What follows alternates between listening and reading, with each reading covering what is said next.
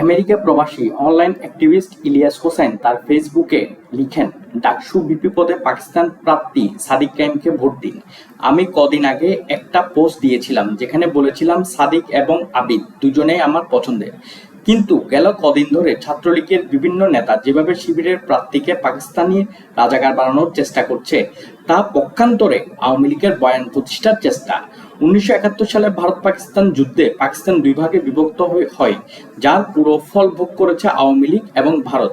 কথিত স্বাধীনতার পর পাকিস্তানি ট্যাগ দিয়ে ভারত প্রতিপক্ষকে ঘায়েল করে বারবার আওয়ামী লীগকে ক্ষমতায় বসিয়েছে।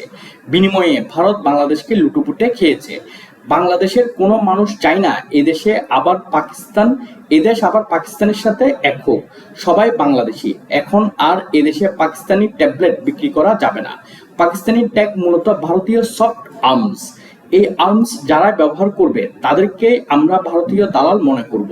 সেই ক্ষেত্রে আমাদেরও পাকিস্তানি হতে কোনো সমস্যা নেই। 71-এ আমার জন্ম হলেও আমি পাকিস্তানের পক্ষে থাকতাম। এখনো ভারত পাকিস্তান যুদ্ধ হলে আমি পাকিস্তানের পক্ষেই থাকব। ছাত্রদল প্রমাণ করেছে তাদের ভিপি প্রার্থী ভারতপন্থী, অতএব আমি পাকিস্তানি প্রার্থীর পক্ষে। এদিকে বাম ঘরানার জিএস প্রার্থী মেঘমাল্লার বসু বলেছেন, স্বাধীনতা বিরোধীরা একটি পদও আসতে পারবে না। ডাকসুর ভিপি প্রার্থী শিবিরের সাদিক কায়েম অভিযোগ করেছেন, নির্বাচন কমিশন একটি দলকে বেশি সুবিধা দিচ্ছে।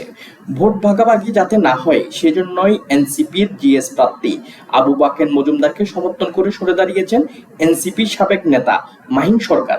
তবে বিশেষজ্ঞদের ধারণা, ডাকসু ভোটের ট্রাম্প কার্ড হচ্ছে নারী ভোটার। এই ভোট যেদিকে ঝুঁকবে জয়ের মালা তার গলাতেই উঠবে। প্রিয় দর্শক, আপনার কি মনে হয় নারী ভোটাররা কোন প্যানেলের দিকে ঝুঁকবেন?